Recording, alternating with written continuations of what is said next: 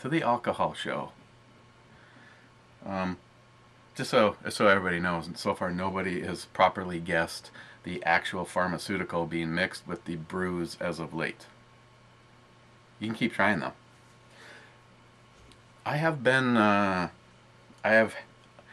than Chuck requesting that I stop mentioning his name and delete him from my recommended channels list, which he repays that back by having me on his list, so that's kind of why I haven't. And suggested I shut down my channel. The other most requested thing I've actually had of late, and even over here, so I don't know if you put in a request over at the Brew Review that it's supposed to give me an idea over at the ebomey channel, but and that was what's in the gun collection. Well, to be totally honest, I'm never ever going to completely give that up, because with our bullshit government and the lack of freedoms and the ever-changing laws at the stroke of, where is it that the ATF can just arbitrarily go, you know what, we no longer like that sig brace, so that we're going to make those illegal. Shit like that. So, in that fashion, there is stuff that has never been seen, will never be seen, and probably couldn't be found. ATF. It's in the ATF mode.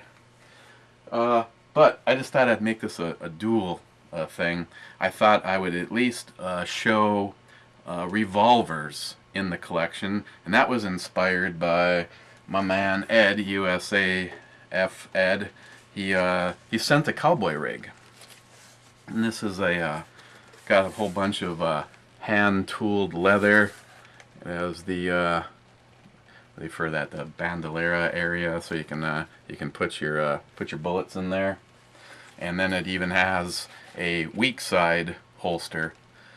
Well, actually, I don't know if you'd consider that a weak side. I suppose you just consider it a cross draw holster. And about the only real hinge in the whole plan is I actually, Ed, I can actually wear it where the belt mark was, but there's really no breathing or the use of the words comfort involved. But I can work on it. Yeah, whatever, Chuck. Oh, by the way, Chuck, I've got a little diagram that might make you fully understand my true thoughts. See, Chuck, this is the inner circle, and this is you. The inner circle, you.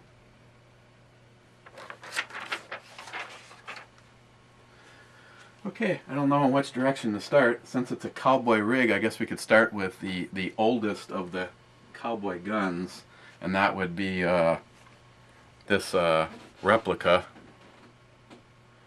It's a 44 black powder.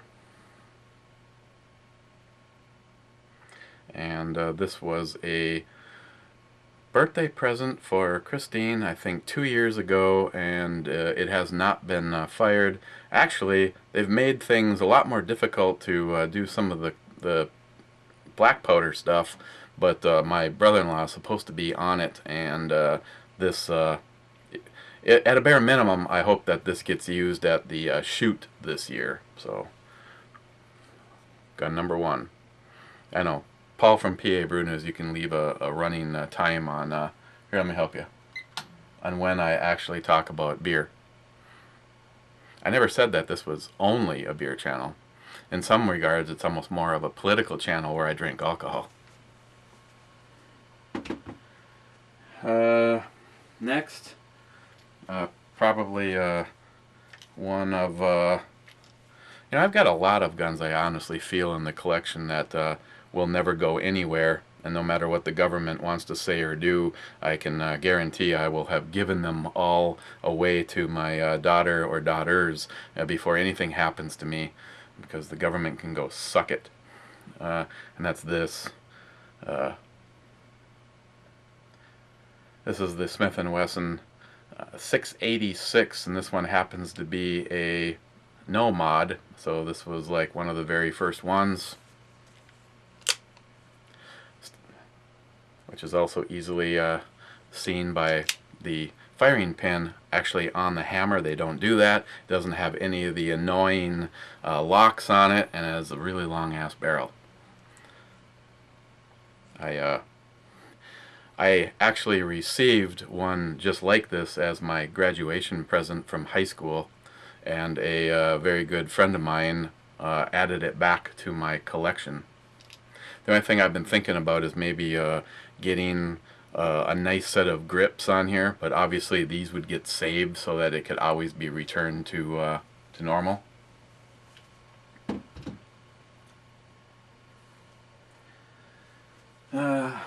The very popular Smith & Wesson Model 10. This one has been, not this particular one, but this model has been around for quite a while. This one, I believe, dates into the late 60s because of what model it is. I believe this one is a Mod 5.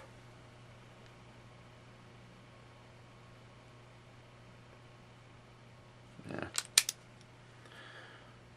It's a 38 special, and extremely accurate at 1 foot or less. This one actually just recently came back from my gunsmith. It was having a timing issue, and there's a small spring that had to be replaced in it.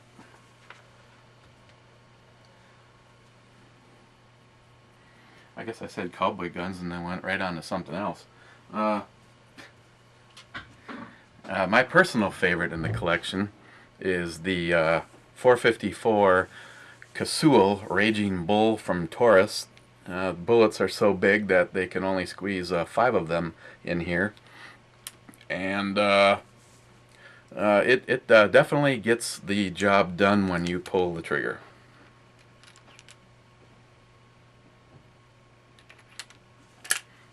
This is something that the only way I can regulate how much I shoot it is what I bring out to the range.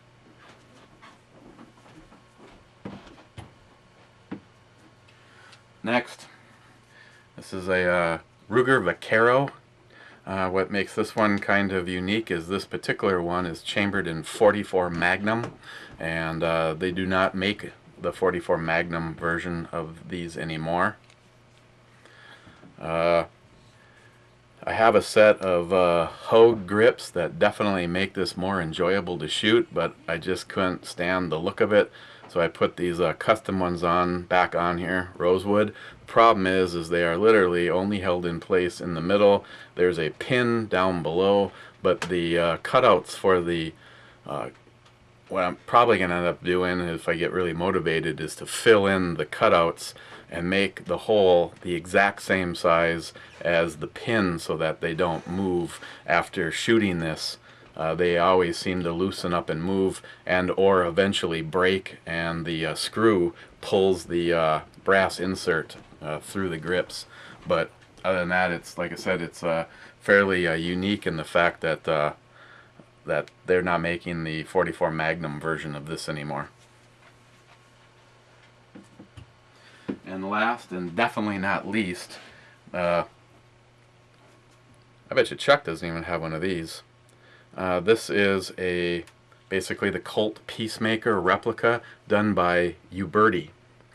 Uberti is an Italian company that basically makes this gun. I've been told that you could almost interchange this with one of the original guns, that they put that much attention to detail. This one actually has the, I'm sure the simulated ivory grips, heat treated screws and pins. In typical fashion, this one also has the firing pin built on, and it has your classic, like a lot of cowboys would carry this one with only 5 shots, so that way, because right now the firing pin is actually resting on the primer, but there's actually 5 stops. 1, 2, 3, 4. I must have missed one in there. Or is it 4?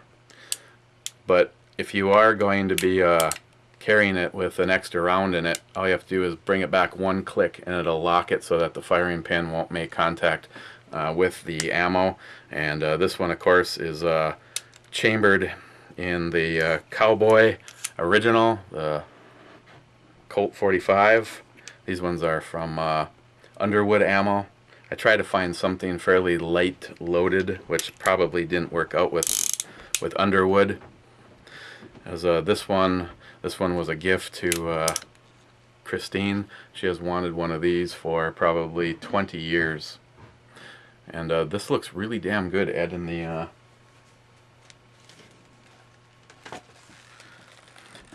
holster.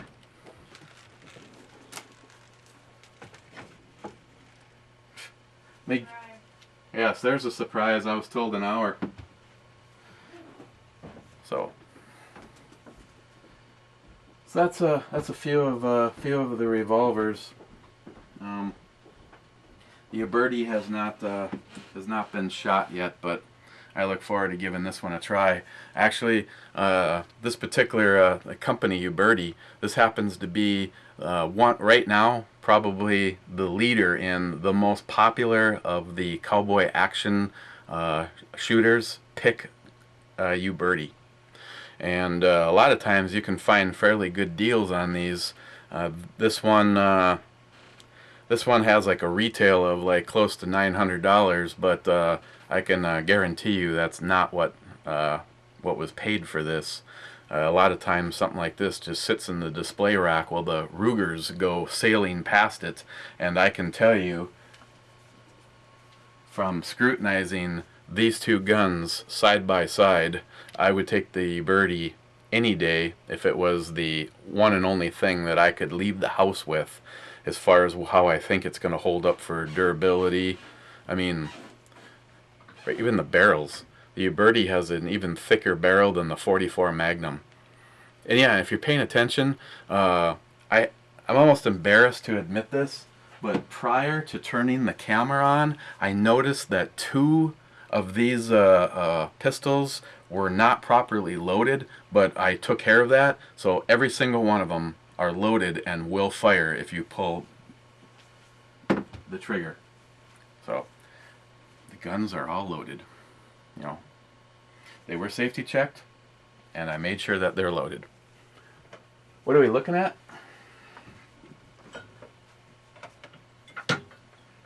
Another very important thing, and of course all the funny guys going over to Facebook and thinking that making comments helped the scenario. Didn't. But I want to say congratulations to my oldest daughter. Yeah, my oldest one, not the youngest one. My oldest daughter never had a driver's license and never really cared, especially, you know, living in the cities. She, you know, bust it or had her useless boyfriend drop her off and pick her up. But she's had a job promotion offer.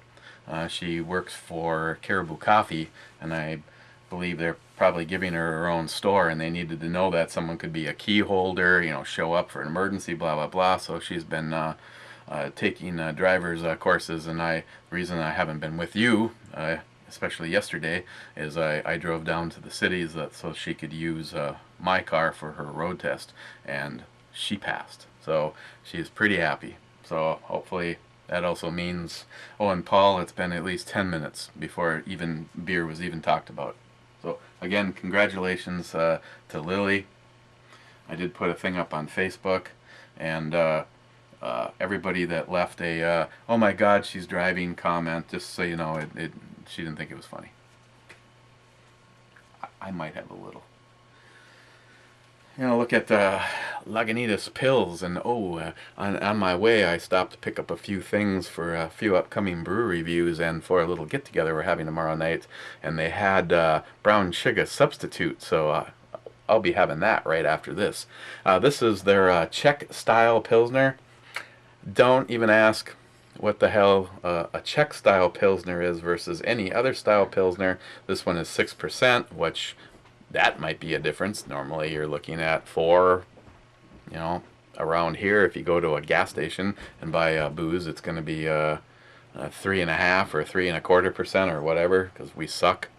But it looks like we might be one step closer to being able to buy alcohol on a Sunday, which to me doesn't make a fucking difference, because I just run across to the Keyport, an extra 4 minutes of driving, and they have the absolute finest microbrew collection in my universe.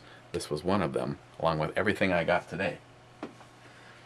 Let us go right into using the badass opener. Doubles easily as a weapon. Oh, did I show you the doggy? Yeah, there he is. Shit, yeah.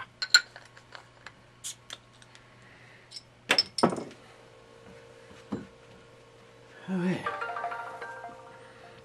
That was pretty funny. Standing down in a motor vehicle down in Eden Prairie today, and there was 3 families all looking out the window as their children were being visited by the instructor and getting ready to drive away in their cars. And I looked around at them and I said, this would be a great place to open a shot bar. That one lady was going to fall down because she really liked the idea.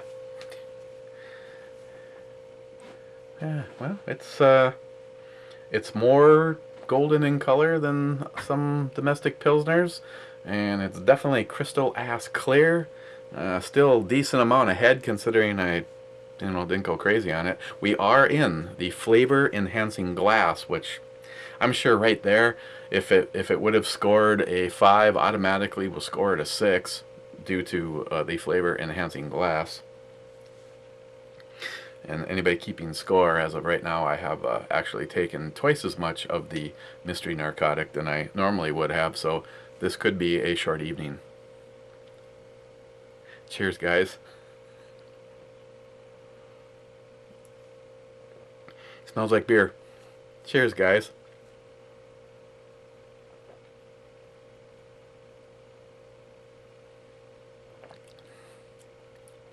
Well, I guess I should back up. It pretty much doesn't have much smell at all, which for me, on a beer, I either want it to smell good or not smell like a skunk's ass, and sometimes they do. This one does not.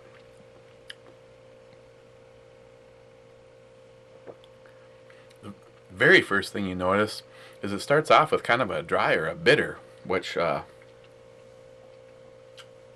for a pilsner, well, maybe that's the Czech part, is kind of unusual. And then you get that sweetness to it.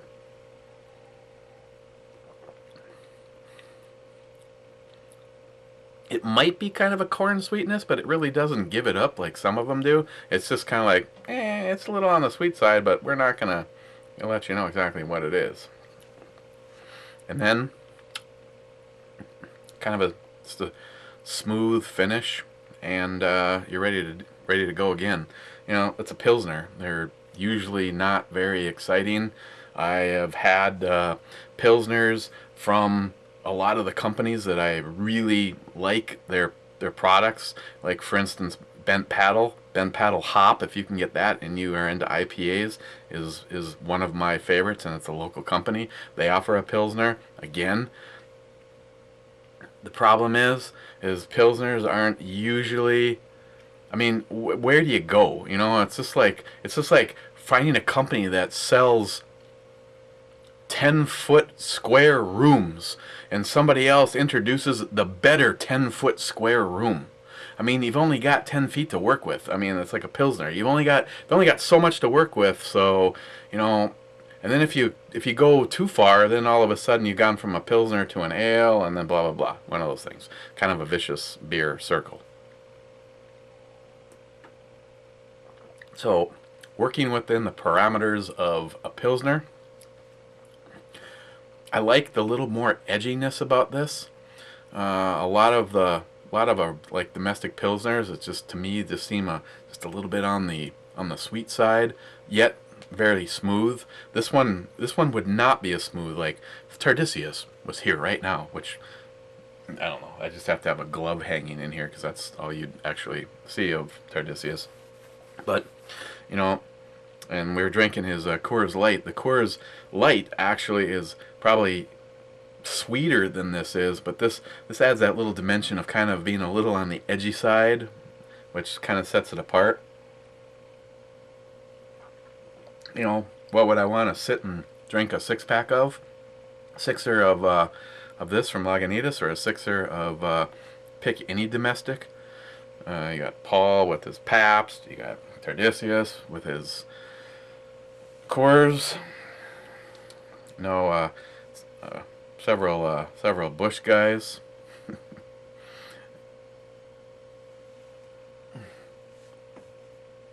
See, sorry about that. I know. The first like 17, 18 minutes were completely shot.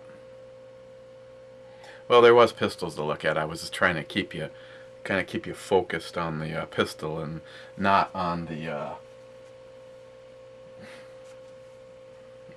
penile parking spot. So, what would I rather drink 6 of? This or any domestic? Bring any domestic.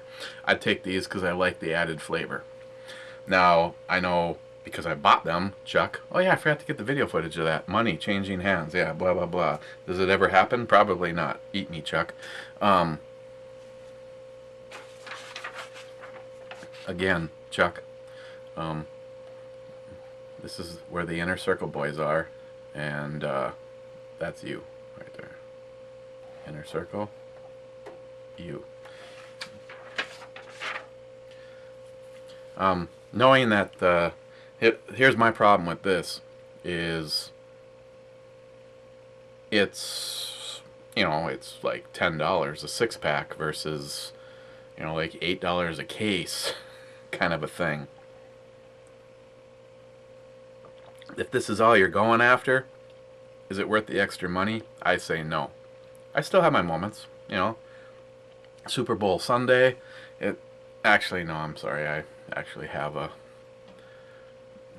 bunch of, you know, Big Sky Brewery in there. I have 5 more of these in there. I have you know, those moose drills that I was, those 2 moose drills that I was hanging on to for New York Half-Ass Prepper in there. So I didn't actually get any domestic beer. So where would I put this on the E scale?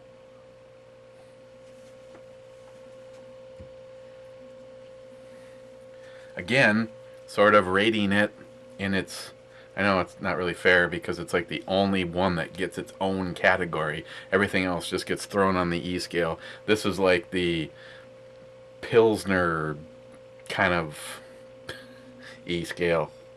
On that particular scale, I give this a 7.5.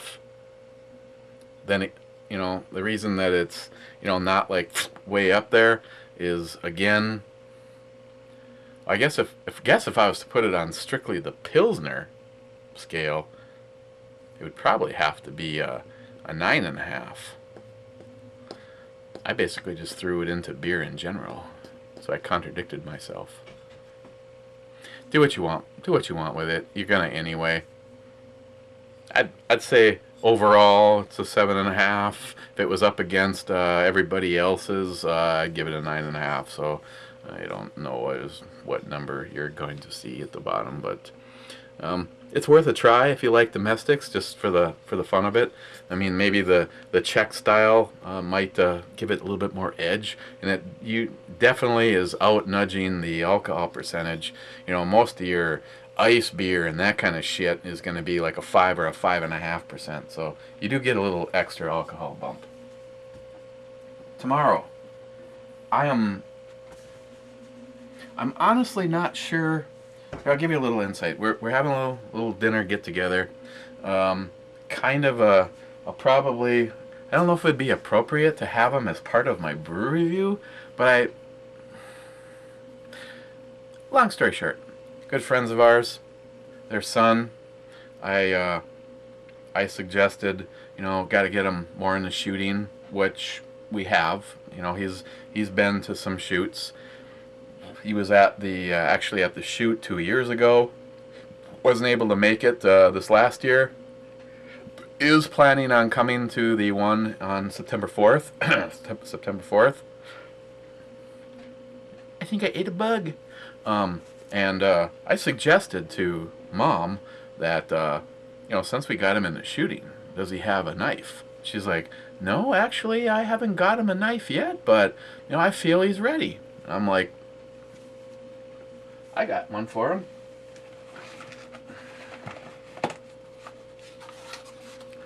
And a good one at that.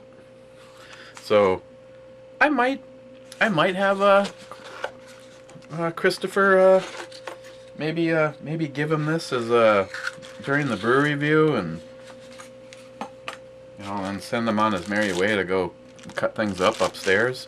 This is the Hammond Cruiser. It is a flipper style.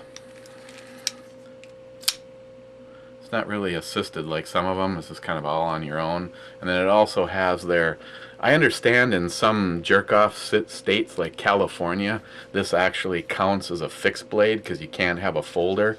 You have to push up on the lock. Oh, maybe this one is a different style one because it stays wherever you leave it. This one probably doesn't qualify. Like the M16 and I haven't even shown you the other one yet. You actually have to pull back on the lock and then push the liner lock out of the way. But this one appears to be more of a on-off lock button, or the spring is broken in this one. I know I gave one of these to Samantha a couple of years ago. But yeah, so this is what I'm going to be hooking little Christopher up with. I mean, I think at the age of 3, you're more than ready. I mean, shit, he's already been shooting. Why not? I'm just kidding. He's not 3. So, or I'll just come down here and I'll do the brew review before everybody comes over. But I kind of wanted to let you guys see the look on Christopher's face when he gets that. So maybe I'll just throw it in as the brew review. I don't know what we're gonna do, but I can tell you what we're gonna look at. Picked up a whole bunch of goodies. Let's see, these all could be really good, or they could suck ass. I guess when I put them in here, I put this in the on deck circle. American Beauty from Dogfish Head.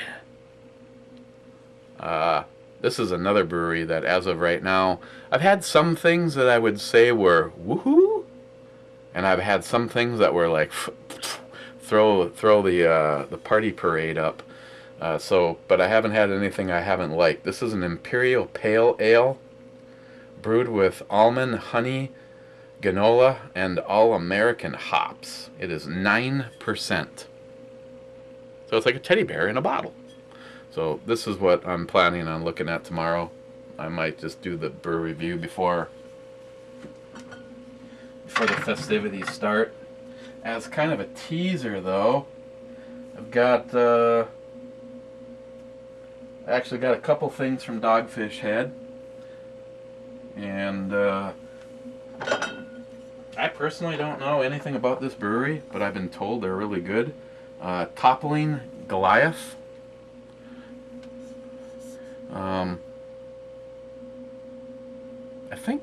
I think I actually reviewed a couple things from them. Neither one of these, of course. This is Lightspeed. This one is a pale ale. And Golden Nugget. This is something found in the bottom of Heffy's drawers. This one is an IPA. Let me tell you what kind of alcohol percentage we're talking about, though. At Toppling Goliath, I'm pretty sure I did something from them. I think. I don't know. I have to talk with my people. I am not seeing an alcohol percentage. All right. Well, that's a couple things coming up. Matter of fact, maybe I'll put that on the on deck. This was Dogfish Head 75. This is from this year's. This is a bottled conditioned IPA with maple syrup. And if it's from them, not only should the alcohol percentage be on here, it should probably be up there just a little bit. 7.5. Lame.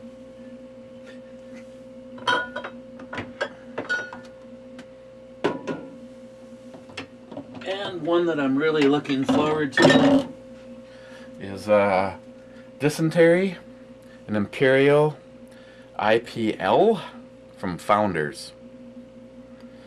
Founders is just such an awesome company, and this one's 8.7%. So these are all things that will be coming up.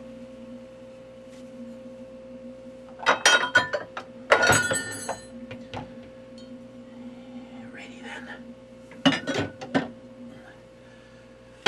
Okay, guys. I'm gonna go finish this, and then several more.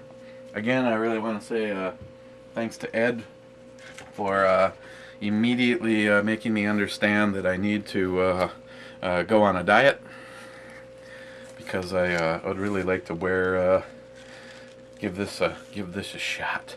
And I did check the Ruger. The Ruger fits absolutely perfect in the holster, which means the Ruger would also fit in the cross draw, but so does the 357, and I've been wanting some kind of a holster. So an absolute worst case scenario is this can hook the front sight and not come out of the holster. That is a huge concern. This one that was made for me for a 1911 just gets brutalized by the front sight of the Kimber. I haven't tried the Ruger Commander in that, but yeah, if I had to, I could. This one, at least you can take this one off of the rig. This one is part of the rig. I do not see a... Well, I suppose you could get it off of there. But either way, thanks a lot, Ed. This is exactly what I was looking at for a cowboy rig, seeing how my Andy, my holster guy, decided to take a hiatus from making holsters. Okay. Yeah, that's good. We're all good. You guys enjoy your Friday night, and I'll try to sneak in a brew review early tomorrow, so I know how much I look forward to drinking another beer with you guys. Okay. Hopefully I can catch up on some comments. So, didn't check into any of that last night. I took my daughter out for dinner. Well, we drove around so she could practice. My God, you know, it's like usually the thing that people have issues with is the parallel parking. I'm like, you want to practice parallel parking? She goes, no. I'm like, well, fine, then show me. Okay. She's awesome at the parallel parking. So, yeah, had a really, really nice dinner with my daughter. Went to this high-end Italian place. Yeah, that's to take my drugs. Went to this really high-end Italian place, and it was an awesome meal. And then we just hung out and watched TV and talked, and screw the internet. So that's where I was last night. Okay, guys. Again, cheers. Thank you, everybody. Hope you enjoyed the Revolver show. I'm out of here. See you tomorrow.